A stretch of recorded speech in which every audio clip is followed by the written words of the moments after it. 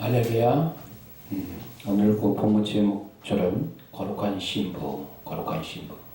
이 제목을 가지고 우리 함께 하나님의 말씀을 나누기를 원합니다. 이때는 마지막의 마지막이죠. 그렇죠? 마지막의 마지막입니다. 많은 사람들이 자칭 메시아라고 미혹하고 있고 난리와 난리의 소문이 들리고 있죠. 그렇죠? 그리고 전체 지진이 발생되고 있습니다. 요즘 보니까 환태평양 그쪽에서는 지금 지진대가 활발하게 지금 활동하고 있습니다. 이런 때 우리가 더욱더 깨어 경성해야 되는데 오늘 본 말씀 보니까 뭐라고 합니까? 구원의 옷을 입고 공의의 겉옷을 더 입고 보석으로 단장하라. 우리가 요한계시로 보게 되면 요한계시록이 어떤 때로는 잘못 이해하는 사람들은 이것이 뭐 무섭다, 해석하기 어렵다고 얘기하는데 사실 요한계시록의 핵심 말씀은 마지막 때 우리가 어떻게 살아야 될 것인가 라는 가장 영적 각성하는 귀한 말씀입니다. 어떻게 살아야 됩니까? 철저하게 십자가 사랑, 그 다음에 부활의 권능으로 무장해야 되죠. 그렇죠? 그리고 우리의 매일 삶, 아까도 조금 전에 우리 찬양했을 때 땅끝까지 뭐하라?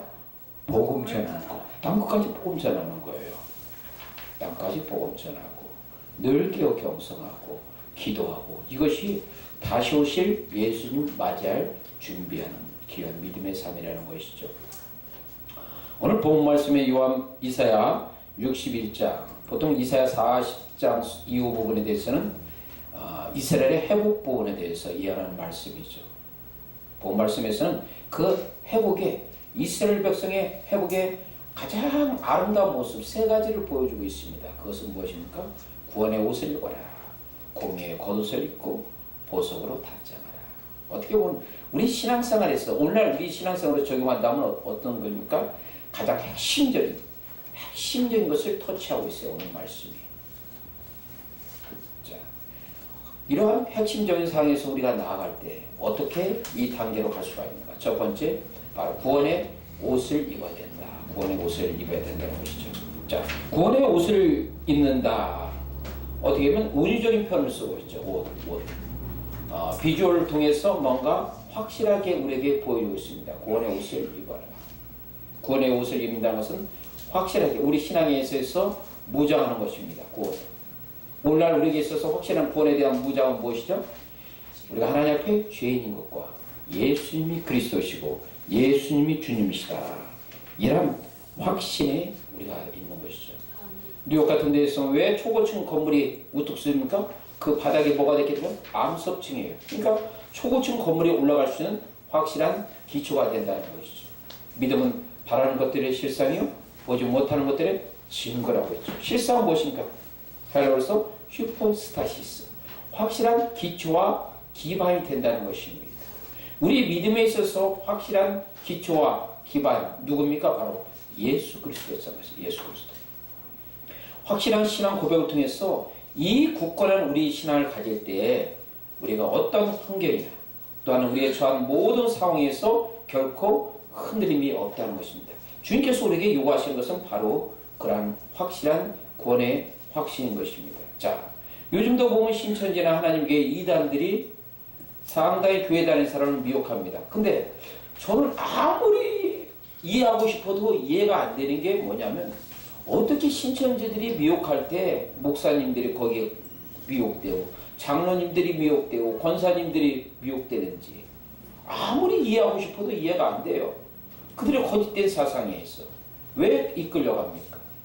거기서 우리가 살펴보면 아이도 교회 다니는 사람 많은 사람들이 확실한 구원의 확신으로서 무장하지 못하고 있구나. 구원의 확신에 대해서 무장하지 못하고 있구나. 그것을 우리가 알 수가 있는 것이죠. 자, 이사야 61장 1절 말씀 보니까 이런 말씀이 나옵니다. 주 여호와의 영이 내게 내리셨으니 이는 여호와께서 내게 기름을 부으사 가난한 자에게 아름다운 소식을 전하게 하심이라. 그리고 나를 보내사 마음이 상한 자를 고치시고 포로된 자에게 자유를, 갇힌 자에게 노임을 선포한다. 기쁜 소식이죠. 이 기쁜 소식의 핵심은 예수 그리스도십니다. 제가 이렇게 노방전도할 때 항상 강조한 것은 뭡니까? 복음 전하기 전에 제가 이렇게 노방전도할 때 그들한테 어떤 뭐 다툼이나 변론은 거의 하지 않습니다. 바로 전할 말을 전합니다. 바로 들어가서 영접하는 자, 곧 예수 그리스도의 이름을 믿는 자들에게는 하나님의 자녀가 되는 권세를 주십니다. 선포합니다. 선포. 그리고 바로 들어가서 영접 기도를 받게 합니다. 사랑해 주님, 나는 죄인이다. 먼저 죄인에 대해서 고백을 하게 하고요. 오늘부터 예수 그리스도를 주님으로서 그리스도로 믿는, 받아들이는 신앙 고백을 하게 합니다. 그리고 예수님과 동행하면서 천국 가는 그날까지 늘 승리의 삶 살다고 스스로 결단의 고백을 하게 합니다. 다른 별로는 하지 않아요. 그런데 이러한 그 영접 기도를 통해서 제가 느낀 것은 뭐냐면 성령께서 강력하게 역사하신다는 것이죠. 성령께서 확실한 고백을 통해서 성령께서 강하게 역사하십니다. 심지어 절에 다니신 분이 이런 복음을 전도할 때 그들이 막 도망다녀.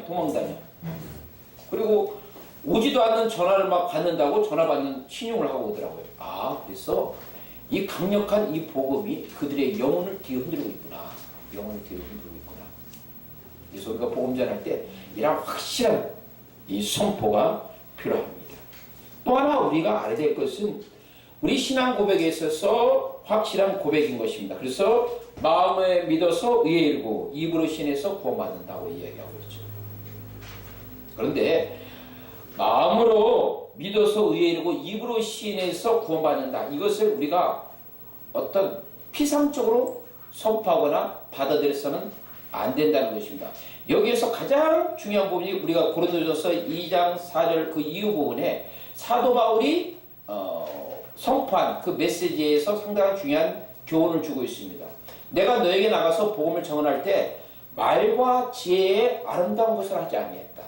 말과 지혜의 아름다운 것을 하지 않다. 어떻게 했습니까? 성령의 나타남과 능력을 했다고 했어요. 이건 상당히 중요한 의미를 갖고 있어요.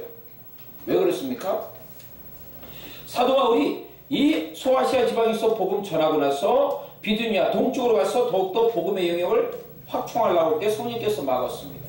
그래서 드로아 지방에서 환상을 보게 됐죠. 마게도니아 사람이 이리로 왔어. 이리로 오라. 그때 사도 바울이 내가 복음 전하나 성령께서 인도하는 것은 바로 마게도니아 유럽 지경이구나. 그것을 깨달은 거죠. 그래서 유럽을 건너갑니다. 그래서 바로 빌립보성에서 복음을 전합니다. 놀라운 복음의 역사가 나타나죠. 누디아가 예수님을 영접하게 되고 간수장이 변화 취해지가 나타납니다. 그것뿐만 아니죠. 데살로니가 갔을 때 어때요? 바로 천하를 요동케 하는 자가 왔다고 했어요. 그러니까 완전히 뒤집어진 겁니다. 뒤집어진 거죠. 베레아 사람들은 어떻습니까? 그들은 신사적에서 이것이 하나님의 말씀인가 묵상했다고 했죠. 그냥 사도 바울이 가는 곳마다 성령의 역사 나타나고 사도 바울이 가는 곳마다 복음의 역사 나타나고 사도 바울이 선포하는 곳마다 구원의 역사가 나타납니다. 얼마나 신이 났겠어요. 말은 안 하겠지만. 그러고 나서 아덴 지방으로 내려갑니다.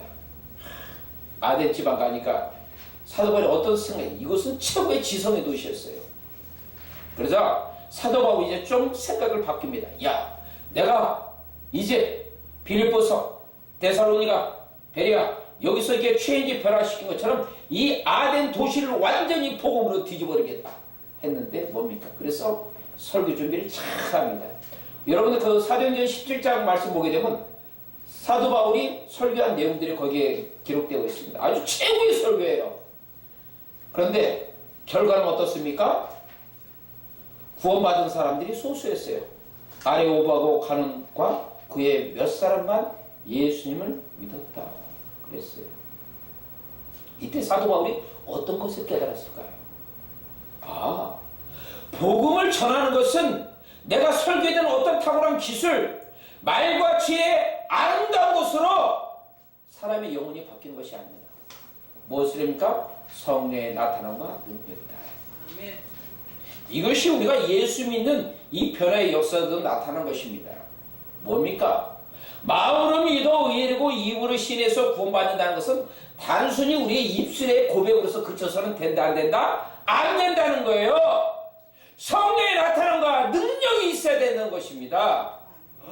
오늘 말씀에 이 구원의 옷을 입으라는 것은 바로 그런 의미를 갖고 있어요. 너희들이 비상적으로 이스라엘 자손이라고 자랑하냐? 그렇게 하지 말라는 얘기예요. 너희 뼛속 깊숙한곳까지 너희가 하나님의 자녀인 것에 대한 것을 자각하고 그대로 올바른 신앙생활을 하라. 그것이 바로 구원의 옷을 입으라는 얘기예요. 좀 더 수준을 높이란 겁니다. 높이는 것이죠. 자, 예수님의 제자의 취인지 변화되는 그들의 모습을 보셔요. 3년 반 동안 공생애 동안에선 최고의 스승인 예수님 따라다녔습니다. 3년 반 동안. 기껏 따라다니고 나서 마지막 예수님께서 십자가에 못 박히기 직전에 그 길목에서 뭡니까? 요한과 야고보는 그 예수님의 그 좌우에 앉기 위해서 왜 앉습니까? 혹시라도 예수님 예루살렘 가서 유대의 왕이 되면 그 자리에 장관 자리 차지하려고 싸움박제라고 했잖아요. 나머지 제자들도 싸움박제라고 했잖아요. 이것이 3년 반 동안 훈련받았던 제자들의 모습이었습니다. 그러고 나서 오순절날 성령 받고 취인지 변화가 되죠. 완전히 변화가 됩니다. 그걸로 끝나는 것이 아니에요.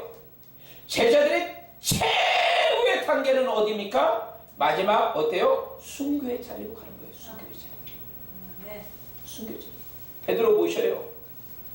이 네로 황제의 이 핍박이 극심할 때 베드로가 봤을 때 생명의 위협을 느낀 거예요. 그러자 제자들이 뭐냐면 베드로 선생님은 수제자시고 우리의 리더 아니에요. 이 네로 황제의 이 밖에서 잠시만 피했다가 좀 편안할 때 다시 오세요. 그러니까 베드로가 생각해 보니까 그럴듯해. 내가 정말로 리더인데 내가 죽으면 모든 게 다 무너질 것 같아. 베드로 생각했어. 그러니까 노마의 편에서 나갑니다. 외곽으로 갔을 때 예수님이 환상을 봅니다. 예수님께서 십자가 지고 노마로 가시는 거예요. 그러니까 베드로가 그걸 보고 코바디스, 주님 어디로 가십니까? 나 죽으러 간다. 그때 베드로가 얼마나 충격을 받았을까? 다시 돌아가잖아요. 노마 가서 죽습니다. 순교합니다. 순교할 때 어때요? 십자가에서 정상적으로 예수님께서 십자가 못 박혀주셨는데 나는 똑같이 그렇게 할 수 없어. 거꾸로 매달아 죽잖아요. 자기 자신을 가장 낮춰. 자기 부인하고 자기 십자가로 가잖아요. 이러한 확실한 결단과 신앙은 어디서부터 나타난다?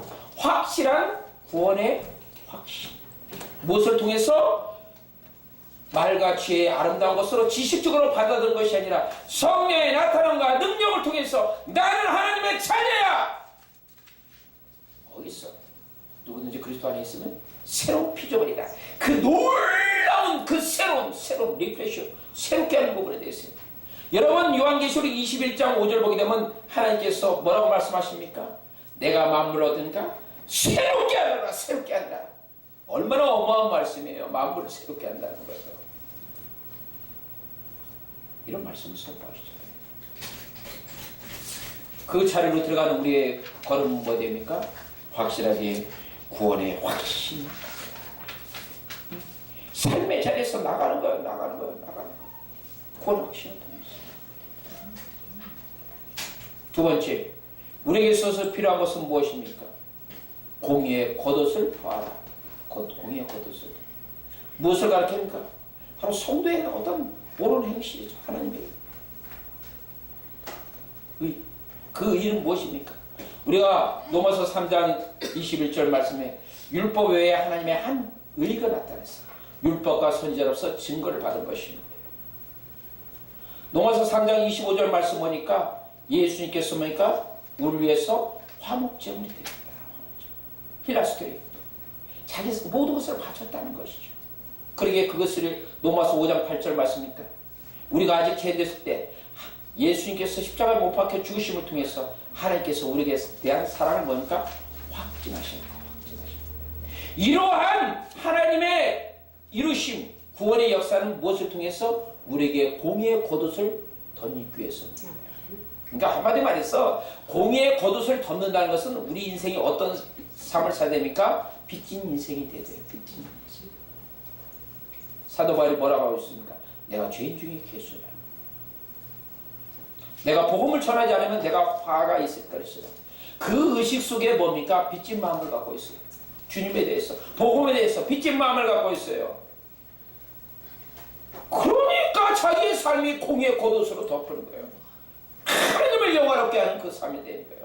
자기 자신의 어떤 구원의 확신이 자기 자신에 머물렀다면 공의의 겉옷은 뭐냐? 자기 자신에 머무는 것이 아니에요. 이웃을 통해서, 복음을 위해서, 하나님의 나를 위해서 자기 삶을 온전히 하나님 앞에 드리는 거예요. 드리는 거예요. 거기서 최고가 나타나는 거예요. 최고가. 그러니까 마음의 인생의 어떤 방향, 중심이 확실히 결정돼서 다른 박질하는 거예요.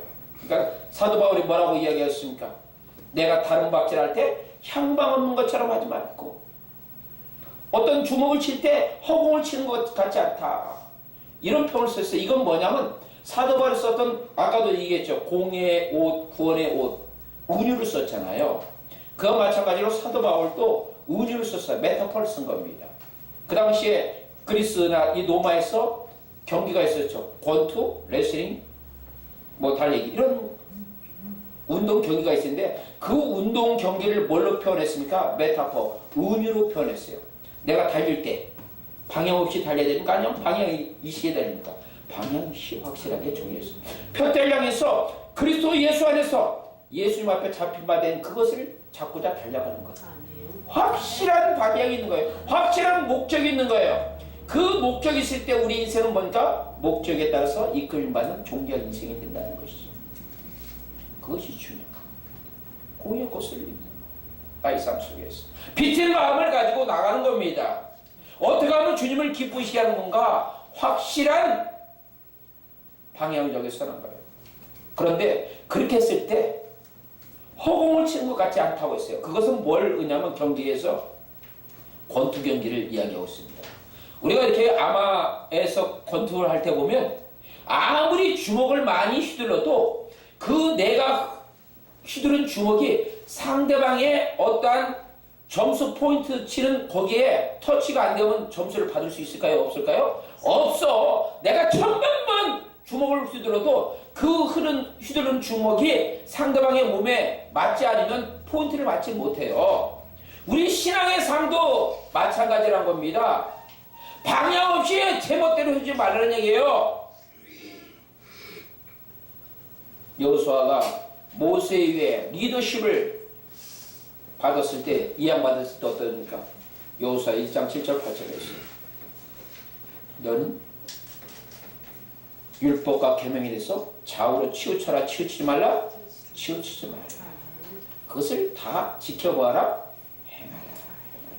그러면 내 길이 형통하리라. 그러면 내가 가는 길에 평탄하리라. 이거예요. 신앙이 우리의 삶 속에서. 하나님의 말씀 속에서 그대로 지키는 거예요. 여호와 말씀이 바로 내 가는 길에 등불이 되고 빛이 되어야 되는 거예요. 그러게 요한계시록 3장 5절 말씀에 너희들은 무엇을 하라? 신을 믿고 누구와 동행하라? 예수님과 동행하라. 그러니까 예수님과 동행할 때, 신을 믿고 예수님과 동행할 때 우리의 삶에 열 맺는 것입니까? 공의의 겉옷을 입는 거예요. 주님께서 우리가 지금 이때 무엇입니까? 공의의 겉옷을 입는 거예요. 각자가 빚진 인생이 돼요. 자, 그런데 오늘날 보세요. 이 신칭 예수를 믿으면 바로 의롭게 되고 구원받는다. 여기가 우리가 봤잖아요. 가장 기준적이고 핵심적인 거예요. 그런데 많은 사람들이 여기에 수박을 하는 것처럼 깊숙이 들어가지 말고 핵심 들어가지 않고 요것만 하다 보니까 내가 교회 다니고 하나님 말씀드리니까 나 구원받았어. 그러고 나서 뭡니까? 나머지 시간들은 제멋대로 사는 거예요. 이게 무슨 구원입니까? 그래서 김세윤 박사는 이 신칭에 대해서 뭐라고 했냐면 이것은 종말론적 긴장이 있다. 뭐가 있어? 종말론적 긴장이 있다는 것이죠. 단순히 그냥 수박 하는 것처럼 겉에만 맴돌지 말라는 얘기예요. 성령이 나타나는 것 능력을 통해서 받아들이라는 얘기예요. 그랬을 때 우리의 행동까지 우리의 삶이 조심스러울 수밖에 없죠. 조심스러워. 그렇게 그렇게 되면 누구를 기쁘게 됩니까? 하나님을 기쁘게 하는 거예요. 우리 삶 속에서 하나님 앞에 나가는데 방해되는 것이 뭡니까? 죄죠. 죄죠. 그러니까 죄에 대해서 철저하게 회개하는 삶. 철저하게. 주님께서 뭐라고 말씀합니까? 마음이 상한 자를 싫어하신다고 그러죠. 적어도 내가 마음이 상했다는 것은 나의 죄에 대해서 철저히 뭐하고 있다? 자각하고 있고 깨닫고 있다는 거예요. 그 깨달음을 통해서 주님께서 복된 길, 생명의 길, 영생의 길로 인도하십니다. 그런데 우리가 신앙생활을 하다 보면 뭘 깨닫냐면 하나님께서 시적절하게 우리에게 뭘 하니까 깨닫게 해주셔요. 자, 아브라함 보셔요. 아브라함이 하나님의 그 하란 지방에서 이제 가나안 땅에 갑니다. 가나안 땅에 갔을 때 뭐가 발생했죠? 기근이 발생하죠. 기근이 발생하죠. 그래서 아브라함이 판단합니다. 내가 이 가나안 지방에서는 도저히 살 수 없구나. 기근 이 상황에서. 그래서 어디로 가죠? 애국을 향해서 갑니다.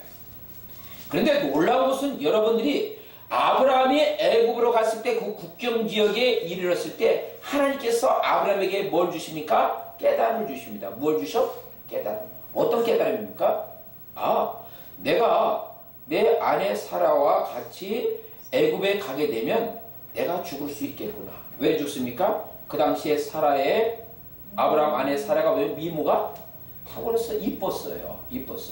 그 당시 근동지방에서 어떤 그 아내가 아름답고 그러면 어때요? 사람 죽이고 그 아내를 취하는 그런 것들이 비일비재했다는 것이죠. 그만큼 치안이 부재됐기 때문에 아브라함도 그것을 알았어요. 근데 그것은 우리가 보면 그 단계만 보면 그랬구나. 그것만 알죠. 근데 거기서 주는 메시지 의미가 있어요. 그 의미는 뭡니까? 그것을 통해서 하나님께서 아브라함의 발걸음을 뭐하기 위한 게 돌이키는 것을 지시했다는 거죠. 네가 그것을 깨달았느냐? 네 아내와 애국 가게 되면 너 죽을 수 있지 않냐느냐? 그러면 어떻게 돼요? 애국을 가야 돼요? 안 가야 돼요? 네. 안 가야 되죠. 근데 아브라함은 어땠어요? 그래도 갔어. 참 고집도 셌어요. 결국 어때요? 자기 아내 바로왕한테 아내 뺏기고 아주 심각한 일 당했잖아요.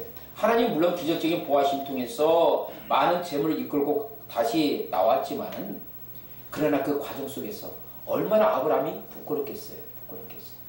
내가 고집해가지고 내가 애국 가는 거에 가기 전에 먼저 하나님한테 물어봐야 되는데 물어보지 않고 적어도 내가 애국 국경에서 이곳에 가게 되면 내 사랑하는 아내를 내가 죽고 아내를 빼앗길 수 있는 이런 거에 대해서 분명히 깨닫게 해주셨는데 그래도 갔잖아요. 어리석은 행동을 한다는 얘기죠. 주님께서 오늘날 우리도 마찬가지입니다. 시시적절하게 깨달음을 주시고 우리의 삶이 날마다 어떻습니까? 공의의 겉옷을 입는 삶이 돼요. 죄에 대해서는 철저히 깨닫고 우리의 삶이 무엇입니까? 오직 하나님을 기쁘시게 하는 거예요. 또한 우리가 이 공의의 겉옷을 입는다는 것은 뭐니까? 옛사람을 벗어버리고 새 사람을 입는 거죠. 에베소 4장 22절에서 24절 말씀이니까 너희는 유혹의 욕심을 따라서 썩어져가는 구습을 따르는 옛사람을 벗어버리라. 너희 심령이 새롭게 되라. 하나님을 따라 의와 진리와 거룩함으로 새 사람을 입으라. 죄인이 변화가 되는 거예요. 그때 비로소 우리가 공의의 겉옷을 더 입는 거예요. 슬기로운 5,000년이니까 준비하잖아요. 예수님 다시 올 거에 대해 우리가 준비하잖아요. 어떻게 준비합니까? 옛사람을 벗어버리고 새사람을 입는 것이 준비하는 것 아니겠어요? 의와 진리와 거룩함으로서가 새롭게 되는 것이 준비하는 것 아니겠어요?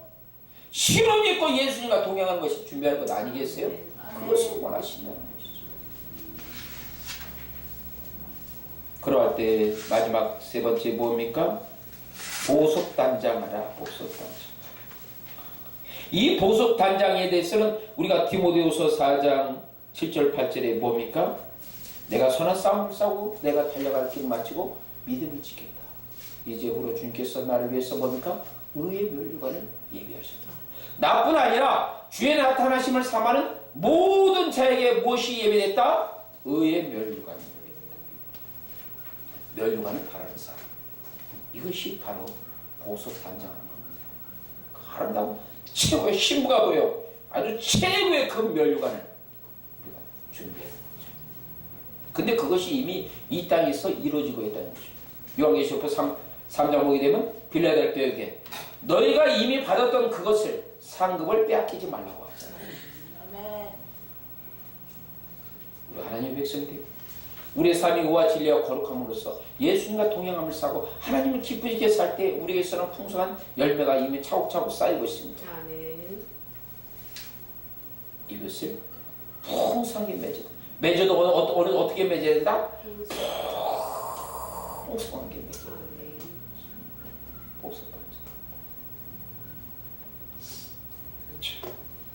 사도 바울은 이 면류관을 사모하고 달려갔습니다.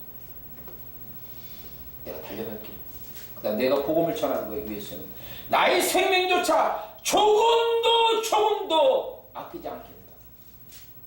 그가 3차 선교여행을 마치고 나서 예루살렘을 향해 있을 때 가는 그 방향에 예루살렘까지 들리는 시간이 촉박하다 보니까 6월절까지 전에 도착해야 되니까 밀려디에서 예배소에 있는 장로들을 불렀습니다. 그러면서 그들에게 아름다운 신앙의 간절을 합니다.